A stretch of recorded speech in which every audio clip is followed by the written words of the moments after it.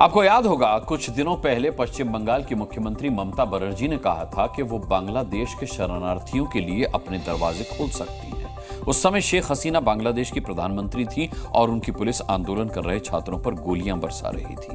लेकिन हसीना के तख्ता पलट के बाद से ममता बनर्जी बांग्लादेश के मामले पर बिल्कुल चुप हैं। लेकिन अब उनको लेकर के बीजेपी ने भविष्यवाणी कर दी है।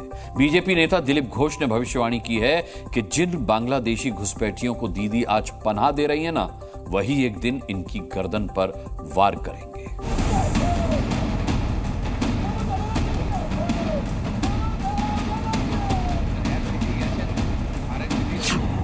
बीजेपी नेता दिलीप घोष की यह भविष्यवाणी पश्चिम बंगाल की सीएम ममता बनर्जी को लेकर है। उनका कहना है कि बंगाल में बांग्लादेशी घुसपैठियों को पनाह देना दीदी को भारी पड़ सकता है। इस समय बांग्लादेश के हालात से पूरा हिंदुस्तान टेंशन में है। लेकिन ममता की घुसपैठ फ्रेंडली पॉलिसी बीजेपी को लंबे समय से डराती आ रही है और अब तो ये डर दीदी की गर्दन तक पहुंच गया है। तभी तो बीजेपी कह रही है कि यही घुसपैठिए एक दिन दीदी की गर्दन तोड़ेंगे। एक महीना भी नहीं हुआ जब ममता बनर्जी ने बांग्लादेश के शरणार्थियों के लिए राज्य का दरवाजा खोलने का ऐलान किया था। বলতে পারি অসহায় মানুষ যদি বাংলায় দরজা খটখটানি করে আমরা তাদের আশ্রয় নিশ্চয়ই দেব।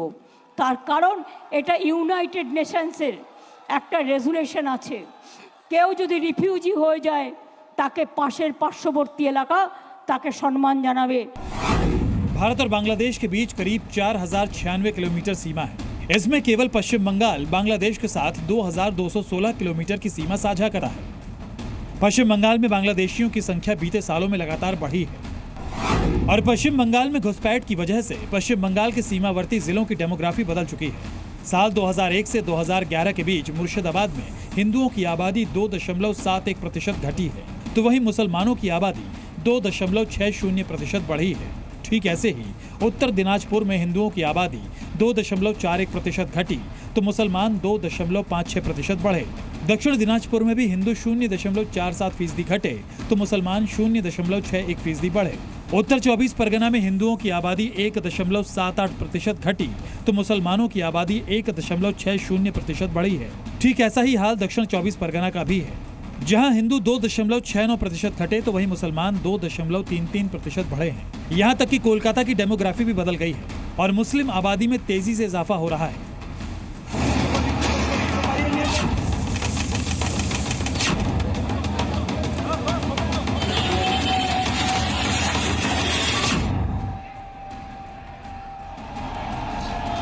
बांग्लादेश में तख्ता पलट के बाद से ही पूरा देश हिंसा की आग में जल रहा है।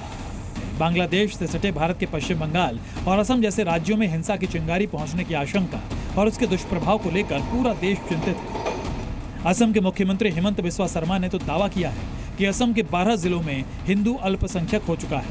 और क्या ये खतरे की घंटी है?